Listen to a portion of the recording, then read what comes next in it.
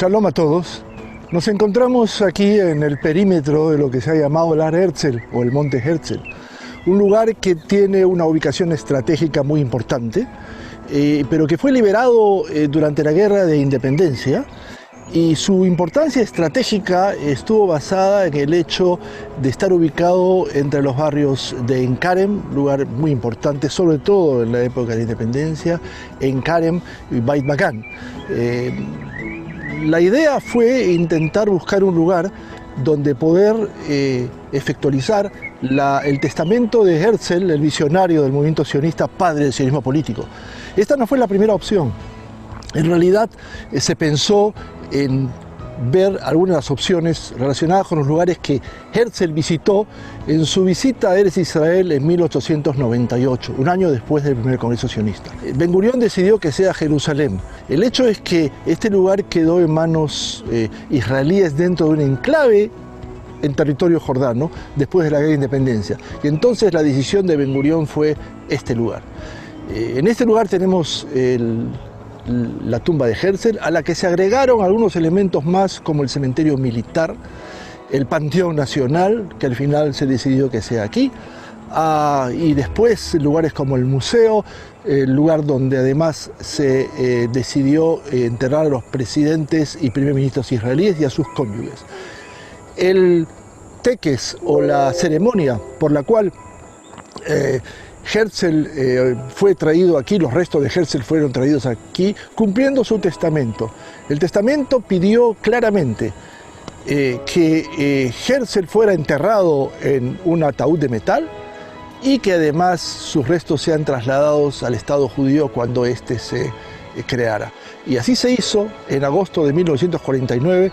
Los aportes de Herzl fueron tres, pienso yo. El primero, el haber plasmado una idea ideológica de tremenda importancia en la realidad, porque hubo pensadores anteriores a él que definitivamente plantearon una idea similar, pero ninguno logró convocar como Herzl al primer Congreso Sionista en 1897, en que 208 delegados, incluyendo 17 mujeres, un aporte impresionante del movimiento sionista para aquel entonces, lograron llegar a Basilea a establecer las pautas de lo que fue después el programa de Basilea, que explicó que en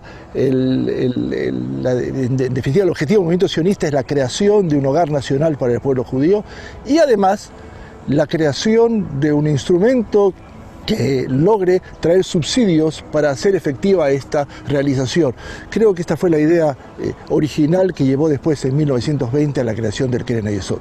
Dos libros importantes escribió Herzl: El Estado Judío, en 1896, un año antes de la creación del Congreso Sionista, donde expresó y definió cuáles son los instrumentos para crear esa impresionante obra que fue la visión del Estado judío.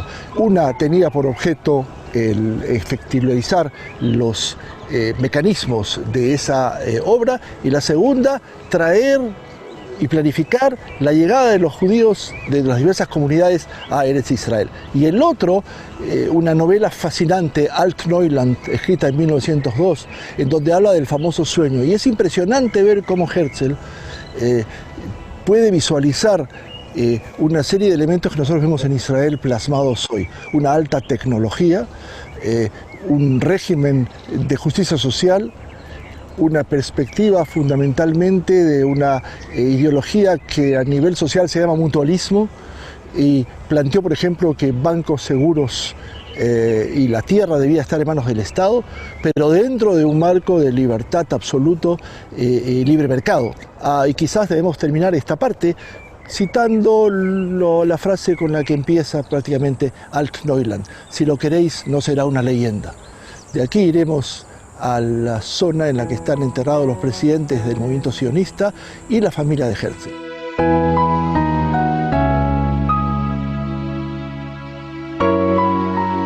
Estamos en el lugar donde están enterrados los presidentes del movimiento sionista, específicamente de la Organización Sionista Mundial y de la Agencia Judía. Y el primero al que debemos referirnos es Aryeh Dulchin, cuya importancia está basada en el hecho en que el único latinoamericano que ocupó el puesto, nacido en Rusia, pero crecido en México, criado en México, y tuvo una importancia sustancial en hacer relevante el judaísmo latinoamericano, y creo que eso lo ubica entre una de las personas que el continente no solamente aprecia, sino que recuerda el impulso que él le dio. Estamos en el lugar donde están enterrados los restos de la familia de Herzl, que es un caso interesante porque Herzl tuvo una vida familiar sumamente trágica.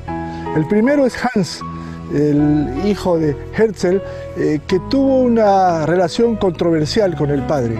Creo que todos los miembros de la familia pensaban, como la esposa de Herzl, que el sionismo de alguna manera le robó a la familia Herzl, y especialmente al padre. Es decir, en el orden de prioridades de Herzl, la familia no era lo más importante.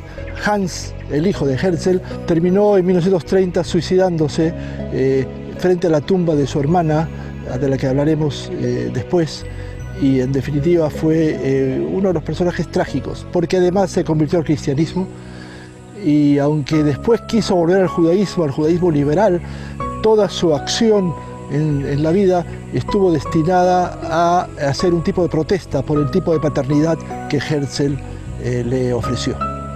Después tenemos la tumba de Trude, que también tuvo una vida sumamente trágica, pasó en no pocos hospitales psiquiátricos, y en Viena fue enviada al campo de concentración de Theresienstadt, donde pereció, y esta es la razón por la que ustedes pueden ver que no hay la tumba y simplemente un recordatorio.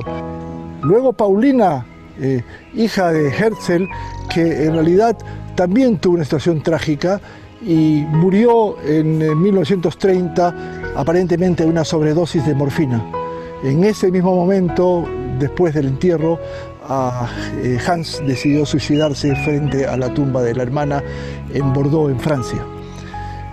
Paulina, la otra Paulina, es la hermana, la única hermana que Herzl tenía, cuyo nombre le dio a su hija, y que en definitiva vivió en Pest, parte de lo que después fue Budapest, y su muerte por tifoidea aceleró el paso de la familia de Pest a Viena, y con eso cortó prácticamente un elemento importante en la vida de Herzl.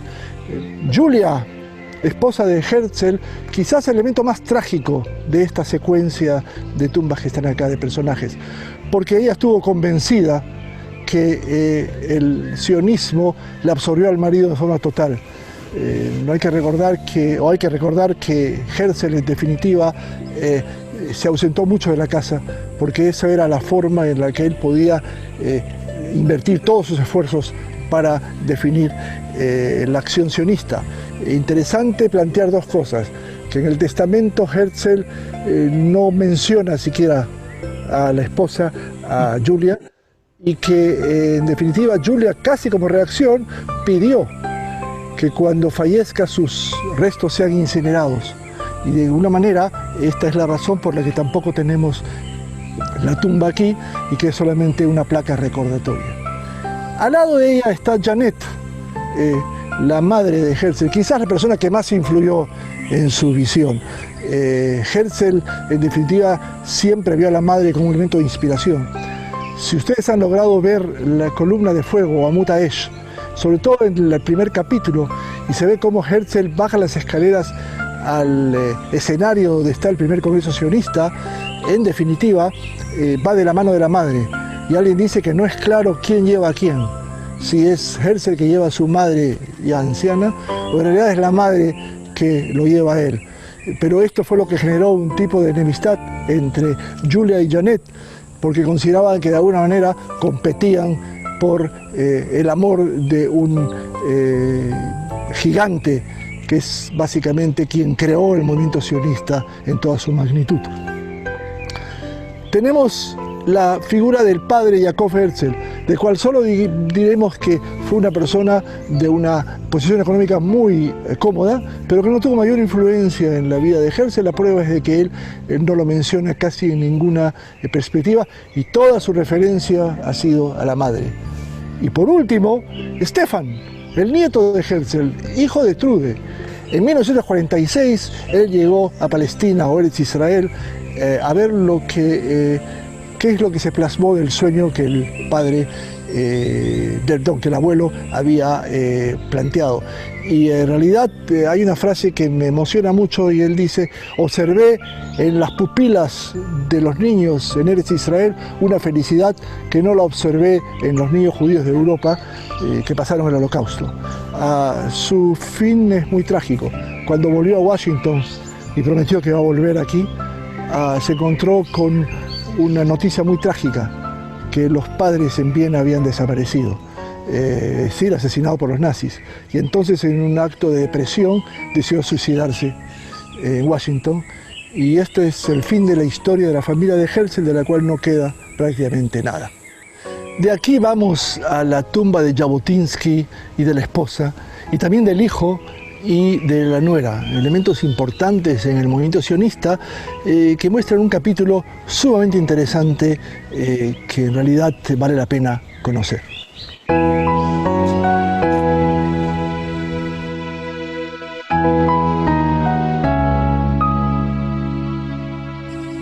Estamos frente a la tumba de Zeev Jabotinsky y de su esposa Joanna. Zeev Jabotinsky es un personaje interesantísimo en la historia del movimiento sionista porque representó una visión totalmente distinta. Su aporte más importante ha sido no solamente sus dotes de orador y de publicista, sino también su concepción de defensa en lo que debía plantearse dentro del Yishuv judío. Si nosotros revisamos los marcos ideológicos y trabajos de diversos personajes sionistas, ideólogos, podemos encontrar una referencia al tipo de sociedad que se quería plantear acá, al régimen, a nivel político. Pero nadie, ni siquiera Herzl, pudo pensar que nos íbamos a encontrar con un marco hostil, el cual nunca estuvo dispuesto a aceptarnos. Y entonces era importante desde el punto de vista de Jabotinsky y del Yishuv crear marcos de defensa. La idea de crear a la Brigada Judía, por ejemplo, que luchó en la Primera Guerra Mundial dentro del marco del ejército británico, y también antes el regimiento de muleteros, es solamente una gota en el mar de todo su aporte a nivel de defensa. También la creación dentro de la Haganá y después la decisión del Etzel, pero sobre todo la creación del movimiento revisionista, que exigió una postura distinta de la de Ben Gurión al mandato británico, mucho más exigente, mucho más radical. Él se convirtió quizás en el rival más importante que tuvo Ben Gurión. Si hablamos de la concepción de defensa de Jabotinsky, hay algo no menos importante, y es su concepción social. Jabotinsky concibió que el Estado judío debía tener obligaciones para los ciudadanos y debía ser el encargado de la vivienda, de la salud, de la asistencia social, del trabajo.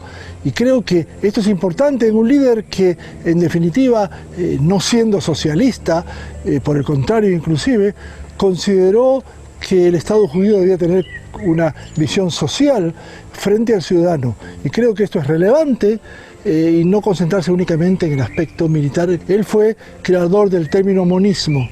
El grueso del movimiento sionista tenía una ideología sionista socialista, y él dijo: el monismo, vale decir, una sola ideología es válida, y esta es la que se plantea a nivel del sionismo, el resto es menos importante. Jabotinsky fue expulsado por el mandato británico, no pudo volver aquí, y quizás no es casualidad o es muy simbólico que su muerte ocurrió en la visita al movimiento Betar que él fundó en Nueva York en 1940, y entonces se planteó la exigencia de que sus restos vengan al Estado de Israel, ya creado en el 48, y esto contó con una cerrada oposición de Ben Gurión. Solamente en 1964, cuando Ben Gurión dejó el puesto y fue reemplazado por Levi Eshkol, él, en un acto, digamos, de conciliación, permitió la llegada de los restos de Jabotinsky aquí y están enterrados en este lugar. Pero no podía terminar este comentario sobre Jabotinsky sin mencionar dos aspectos. Uno, su artículo importante, El Muro de Hierro, que definió fundamentalmente la lo que debería ser la visión de defensa, judío armado desde los pies hasta la cabeza, porque solamente al fuerte se le respeta. Y algo no menos importante, Joana, la esposa, generalmente quedó al margen de la historia, aparentemente, una persona que fue agrónoma y que tenía, según se planteó, muchísimo futuro, pero decidió sacrificar todo para seguir al esposo en su larga trayectoria política. Seguimos ahora a la tumba del hijo de Jabotinsky, que también está enterrado aquí.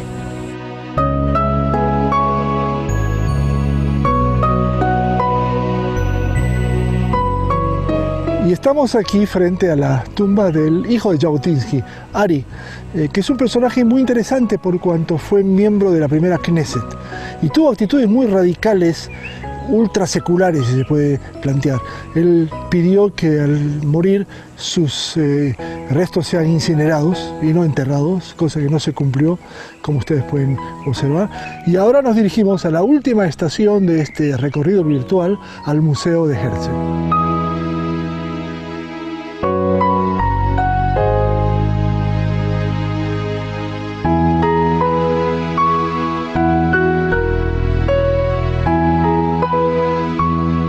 Nos encontramos en el Museo de Herzl, última estación de este recorrido virtual, que de alguna manera define las etapas de la vida de Herzl.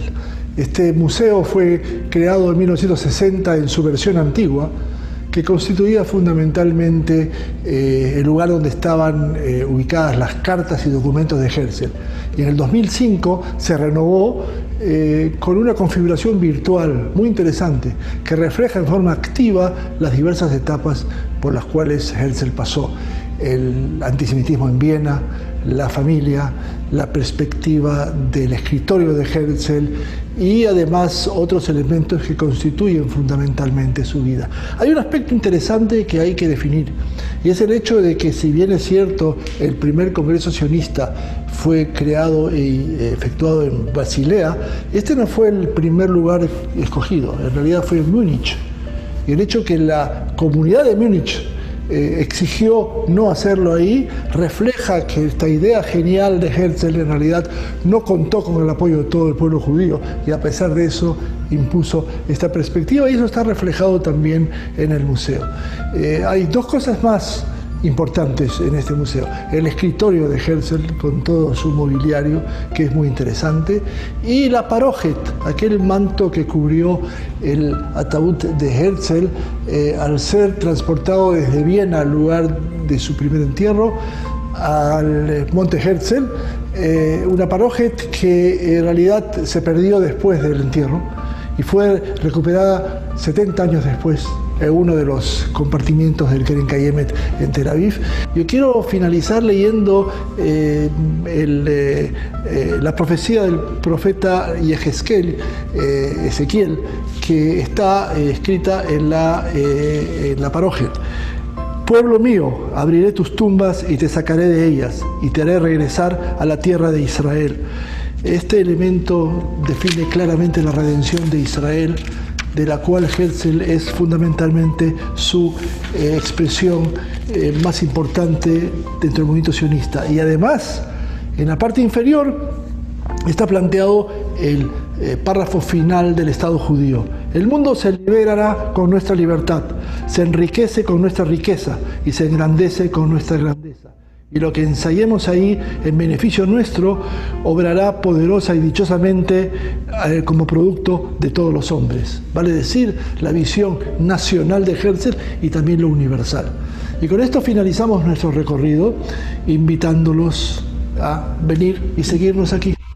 Shalom, gracias.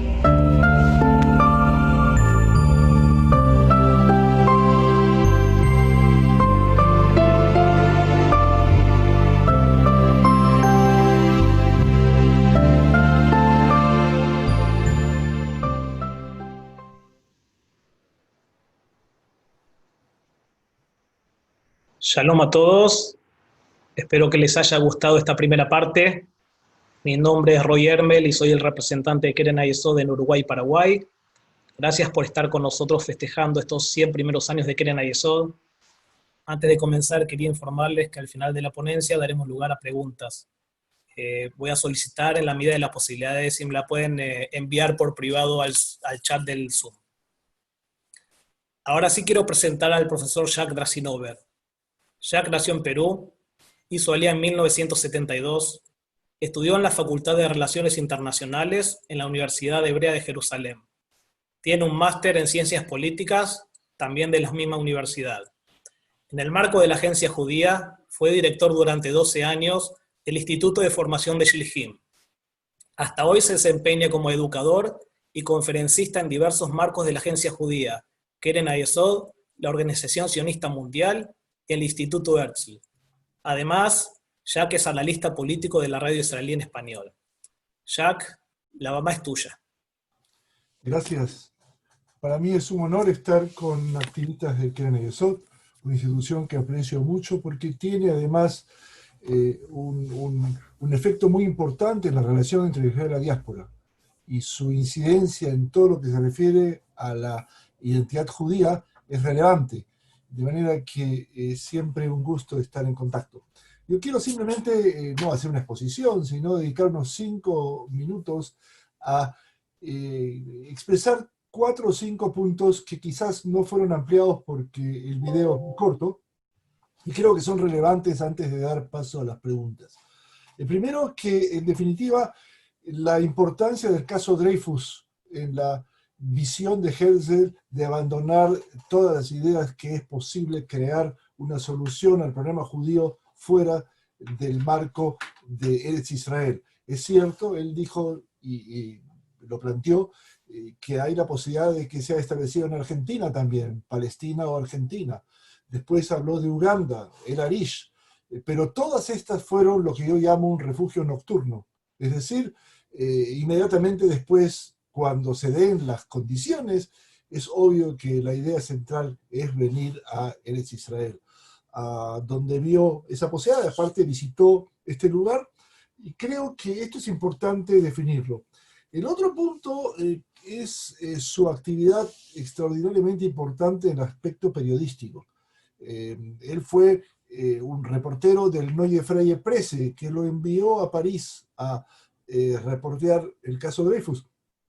Pero este diario liberal se decía en Viena que los judíos no cuidaban el sábado y tampoco la kashrut, pero cuidaban el Neue Freie Presse porque lo compraban, y era el diario central que la comunidad y los marcos liberales en Viena, convulsionado por antisemitismo y procesos de violencia política, en definitiva, se establecían ahí.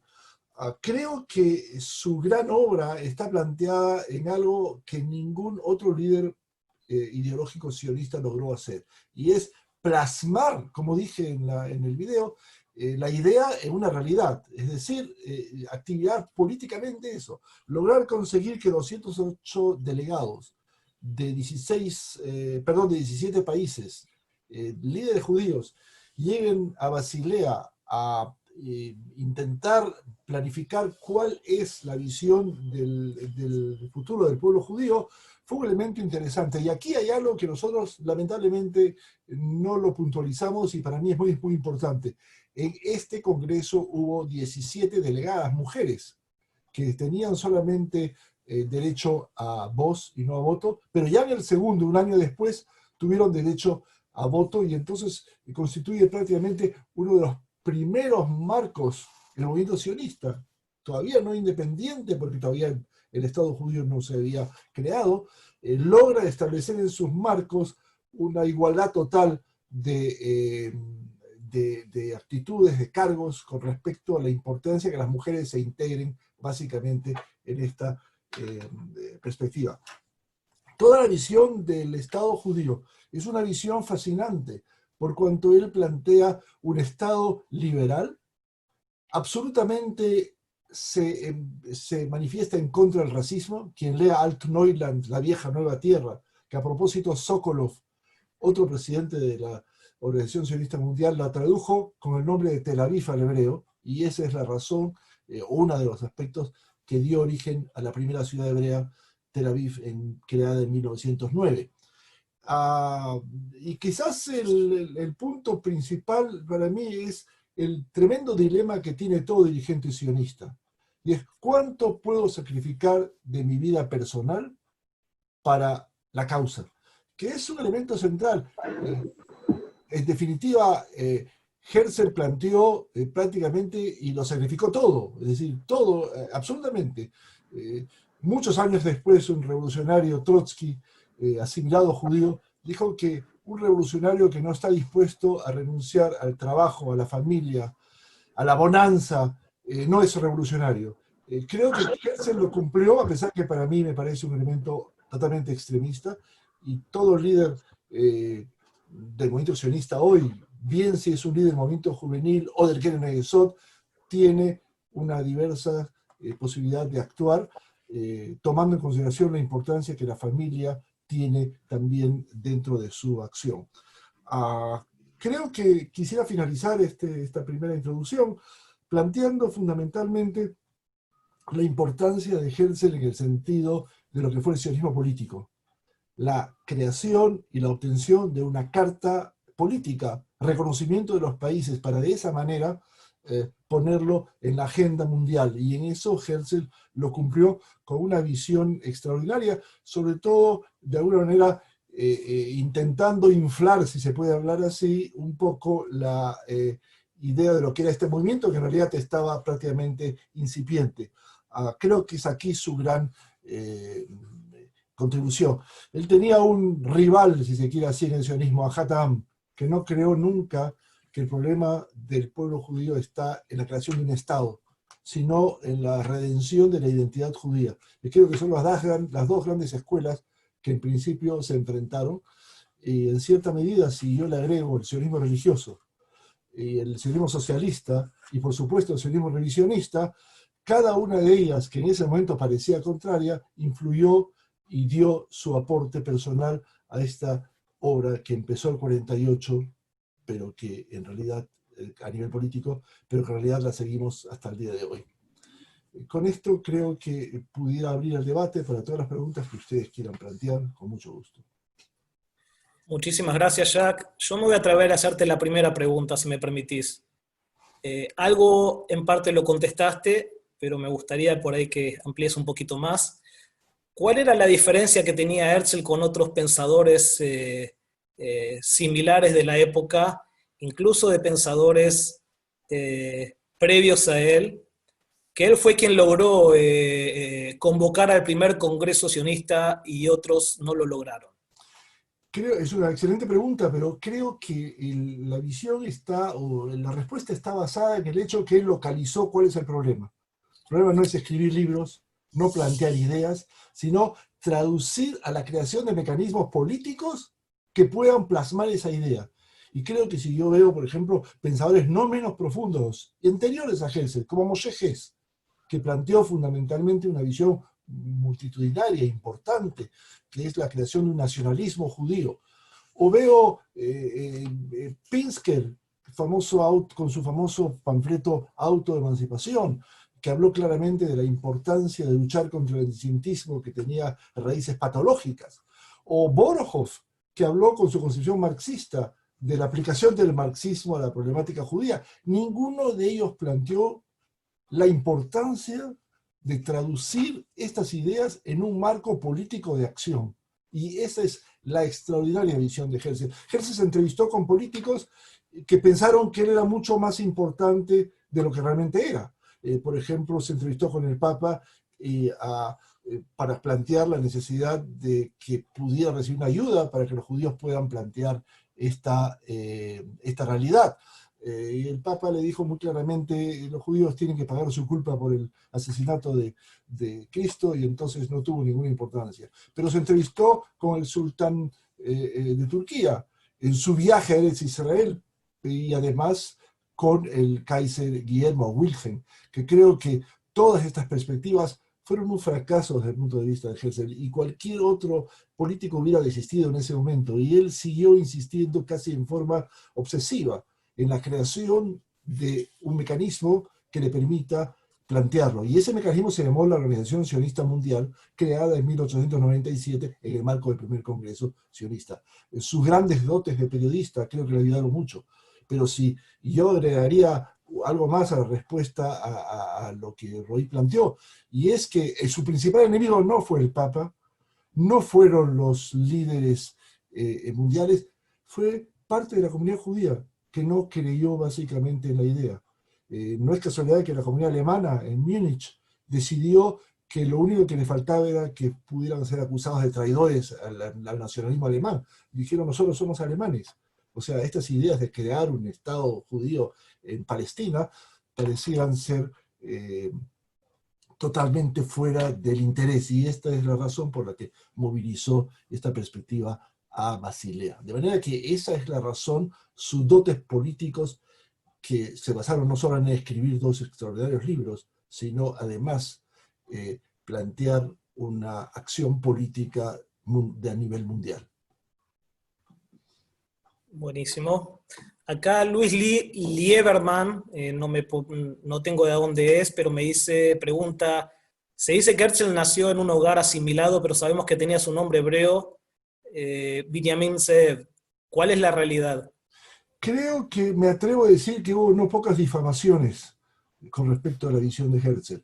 Por ejemplo, hay sectores que piensan que Herzl no hizo bar mitzvah, y quien va a visitar el museo de Herzl va a encontrar la invitación a la bar mitzvah, solamente que habiéndose decretado una especie de cuarentena que nos parece muy conocido en estos días, por una epidemia que se declaró en la ciudad de Pest, que luego se convirtió en Budapest.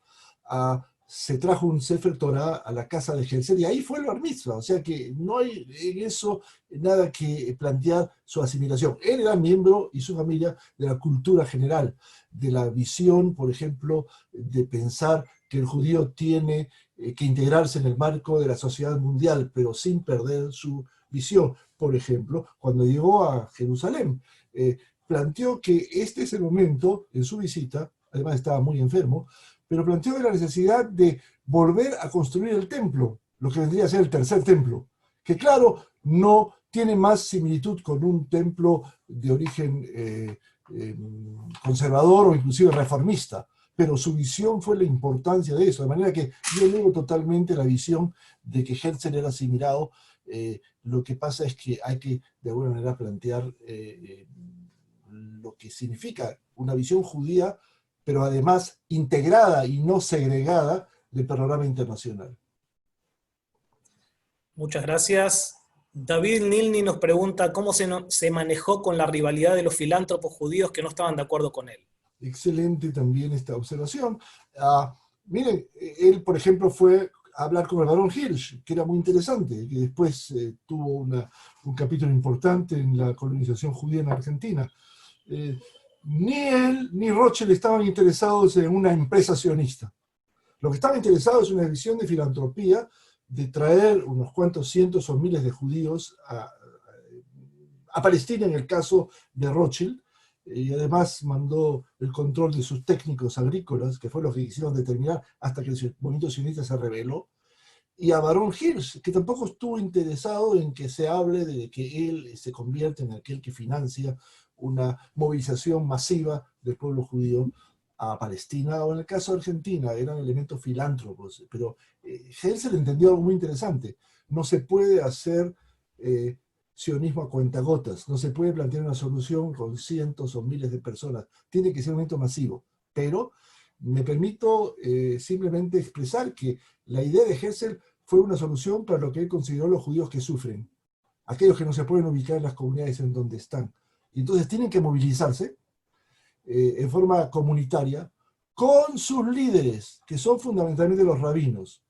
Cuando se llegue aquí en ese Estado judío, los rabinos se van a tener que resumir únicamente a la función para la cual han sido elegidos, es el templo, y no salir de él desde el punto de vista político. O sea, toda visión de que pudiera haber rabinos que se dedican a la política estaba fuera de la concepción de Herzl. Igual manera los militares. Él dijo que los militares que pudieran ser importantes en este país van a estar en los cuarteles, y no necesariamente en la política. Son puntos de vista muy interesantes que se plantearon también en Alt-Neuland. Si me permiten decir, alguien pudiera preguntar en qué se equivocó Herzl, en dos cosas que no pudo prever. La redención del idioma hebreo, su visión es hablar en alemán o en francés, como dice él en su libro, en hebreo. ¿Quién puede comprar un boleto de tren en hebreo? Es algo que él definitivamente no pudo predecir. Y por supuesto, el conflicto militar con los árabes, que también en Alt-Neuland se plantea su encuentro de ese personaje imaginario, que en realidad era él, con Rashid Bey, aquel árabe que le dice los judíos han traído el progreso, etc. Esto es una realidad que Herzl, si tuviera que levantar su idea de su tumba y dialogar con nosotros, estaría totalmente extrañado que estos dos procesos se plantearon aquí. Ernesto Brocci nos pregunta, ¿por qué pensás que no pudo tener una vida familiar normal a pesar de ser, como vos decís, un revolucionario y dedicado a su pasión? ¿Qué elementos de su personalidad le impidió tener esa vida familiar normal? El sacrificio total a la causa. No todos lo hacen eso. Eso lo hacen los verdaderos revolucionarios. Y Herzl se consideró un auténtico y verdadero, y en eso estuvo dispuesto a sacrificar todo. Ahora, algo picante, si se pudiera plantear. Alguien pudiera preguntar con qué se financió la empresa sionista. Con la dote de la esposa, que él no la dilapidó en alguna parte, sino la utilizó para la financiación del primer congreso sionista y todos sus viajes. Además fue amenazado por el diario Neue Freie Presse, que lo consideraba un extraordinario periodista, pero él decidía irse y eso lo llevó a la creación de Die Welt en 1897, que se convirtió en el órgano de la Organización Sionista Mundial. Creo que él pasó los límites de las personas que dicen yo puedo cumplir una misión, pero no puedo descuidar a la familia. Para él eso no existía. Un elemento curioso, por ejemplo, es que el hijo Hans, una de las razones de esta enemistad fue que el padre planteaba horas de atención, es decir, en horas en que él podía recibir al hijo. Y el hijo decidió aprender un poco de hebreo, con lo cual lo sorprendió, porque Herzl no hablaba hebreo, y logró ampliar esa cantidad de horas. Pero esto es el tipo de dilema que tiene todo, desde un Madrid en un movimiento juvenil hasta un dirigente comunitario. Pero claro, en este mundo de hoy nadie puede pedir que una persona sacrifique todo absolutamente.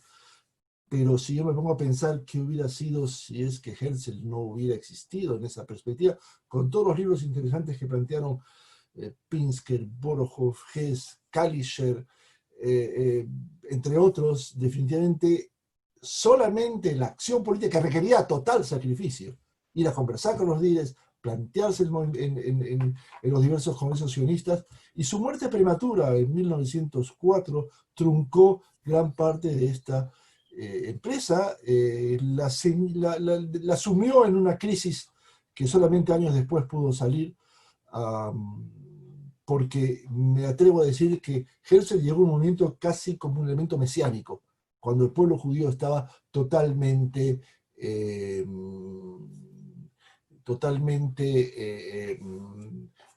en crisis. Y creo que esto es el planteo. Si ustedes me dicen si se recomendaría a alguien hacer un sacrificio tan grande, no, definitivamente no. Pero si no lo hubiera hecho, y esto por supuesto es una pregunta que no tiene respuesta, ¿acaso hubiéramos llegado a la creación de un marco con la Organización Sionista Mundial y por supuesto 50 años después a la creación del Estado judío? Me parece que dejo eso lo dejo al criterio de cada uno. Dani de Rosario me está preguntando que en el video nombrás a Arie Dulcin. Sí. ¿Cuál importante fue el aporte de Iberoamérica al movimiento sionista? Siempre fue un aporte muy importante, y sobre todo en la época de, primero, el Aliyá, segundo, la educación judía. Un escritor famoso israelí, Aleph Bet Yoshua, dijo que cuando llegó a Argentina en la época de la crisis, estuvo fascinado por algo que no entendió. Dijo, ¿cómo puede ser que yo llegué al final del mundo, a la izquierda, a Buenos Aires, y me encuentro con gente que habla perfectamente hebreo? Esto es parte importante de esa contribución extraordinaria que tiene Iberoamérica en lo referente al movimiento sionista. Dulcin fue la época que él lo expresó, hizo visitas, recuerdo cuando yo fui dirigente del movimiento juvenil en Perú, él llegó en más de una oportunidad, se conectó con los jóvenes, quiso hablar y planteó esto. Pero además el área, y otra cosa más, no olvidarse, la contribución de la dirigencia de Keren Eyesot latinoamericana a esta perspectiva que se expresa en ese acercamiento y que permite dar marcos de acción a personas que en definitiva quieren encontrar cuál es la forma de su comunicación. Creo que un continente profundamente sionista, y Dulcin lo localizó definitivamente. Él entendió cuál era el elemento central, y creo que esto es una contribución excelente y un promotor del judaísmo latinoamericano en toda su magnitud. Acá Romina Gleiser de Montevideo pregunta si se conoce la existencia de algún descendiente de su familia. En ese caso, ¿qué tan vinculado al activismo sionista está? Entiendo que la situación de los hijos fue trágica, pero bueno, si existe algún familiar descendiente de la familia. Va a ser un gusto y un placer contestar a la pregunta de Romina, que fue alumna mía en el Majón de Madrid, y con la que todavía tengo contacto. Definitivamente, todo el tiempo aparecen primos lejanos, pero no me pregunten si yo hice alguna investigación, en qué medida es realmente familiar. Alguien apareció, por ejemplo, en Croacia y pidió, por favor, que nadie diga que él es pariente de Herzl. De manera que ninguno con importancia, probablemente personas que tienen alguna ligazón con Herzl, pero en absoluto no se ha dado. Hasta hace unos años llegaba un primo lejano en alguno de las ceremonias al Monte Herzl, pero nadie puede decir que tuvo una relevancia importante. El fin de la familia fue totalmente trágico, definitivamente. No quedó nada, o sea, fuera de la gran acción de él. Sobre todo la esperanza del movimiento sionista fue la de Stefan, el nieto, que, como sabemos, Herzl desheredó, si se puede plantear, a la esposa, es decir, pidió que todos los hijos fueran repartidos en familias que los adopten. Y los padres de Stefan decidieron sacarlo de Viena rápidamente y enviarlo a Londres, donde se convirtió en diplomático inglés en Washington. La idea es que el movimiento sionista lo adoptó y dijo, un descendiente, este es el descendiente de Herzl, que debemos plantear que vuelva otra vez a Palestina por cuanto tanto se había impresionado. Pero a su regreso a Washington, como conté, decidió tirarse por el puente de Washington, suicidarse, y no quedó prácticamente nada. Y es un elemento triste de esta idea. Bueno, vamos a ir resumiendo, Jack, y te quiero hacer dos preguntas en una. ¿Cuál es el legado de Herzl hoy en día? ¿Y crees que Herzl cumplió su sueño completo o aún falta algo por cumplir? No hay nadie, pienso, que pueda haber cumplido totalmente su sueño. Es decir, no creo que exista un líder político de ninguna altura, ni siquiera Ben Gurión, que soñó con el Negev, que definitivamente hoy día pudiera ser más desarrollado de lo que es, pero es solamente un ejemplo. Creo que en esta dinámica la visión del líder como Herzl es que cumplió su sueño en su primera parte, que es la creación del Estado, pero nos recordó algo muy importante: el sionismo no termina, y ahora está en discusión en Israel, si el sionismo tiene que haber terminado en mayo del 48 con la creación del Estado judío. Y Herzl dio a entender, no, en Alt-Neuland hay un modelo de sociedad, es decir, que instrumentalizar esa sociedad judía, ese país judío, y eso es, de alguna manera, la misión de todos nosotros, del movimiento sionista, con su marco de la agencia judía, el Keren Eyesot, y todas las instituciones, los movimientos juveniles. Y creo que no es solamente plantear el Estado, porque el Estado está. Me hace acordar que cuando me preguntan qué significa ser sionista, lo entendemos aquellos que no nacimos en Israel, porque sabemos que la etapa todavía no está cumplida. Es más difícil para el israelí, que ve el Estado, nació dentro del Estado, y dice, bueno, ¿y ahora a dónde vamos? Que es parte de otro análisis de las relaciones Israel-diáspora. pero no, yo creo que si Herzl se levantaría hoy, diría, tengo dos misiones más: promover, o por lo menos plantear la necesidad de una paz con el mundo árabe, porque yo no soñé con eso, nunca pensé que estaríamos en una austeridad tan grande, por supuesto, me imagino. Y la otra es reconocer esa visión interesante, importante del idioma hebreo, del cual él no le dio ninguna importancia. Creo que él reconocería esto y quizás nos impulsaría a seguir teniendo una sociedad más justa, y sobre todo algo que para mí es muy importante: la relación con ustedes, con la diáspora, que creo que debe estar puesta en la agenda de todos los partidos políticos en Israel y lamentablemente no está. Quien va a las elecciones cada 4 años, hay ideas de los partidos de todo, menos de algo que para mí es importantísimo: las relaciones con la diáspora. No pienso que únicamente cuando hay una explosión del edificio de la AMIA o de la Embajada de Israel debemos despertarnos a ver esa relación. Me refiero desde el punto de vista de Israel. Esto es un elemento continuo y diario que las dos partes, tanto la diáspora como Israel, deben cultivar para mejorar esta perspectiva y plantear que es el único aliado que tiene Israel hoy día, con todos los aliados que podemos tener. El importante, el definitivo y el único es la comunidad judía en la diáspora. Muchísimas gracias, Jack, por esta estupenda conferencia. Antes de cerrar, quería felicitarte por el nacimiento de tu nuevo nietito. Acá en Uruguay acabo de recibir varios mensajes felicitándote y han pasado varios Hanijim del Majón de Madrejim a lo largo de todos los años y disfrutaron de tu sabiduría. Quería agradecer nuevamente a todos por estar presentes en estos festejos. Sigan con nosotros mañana. Shalom. Shalom a todos, muchas gracias.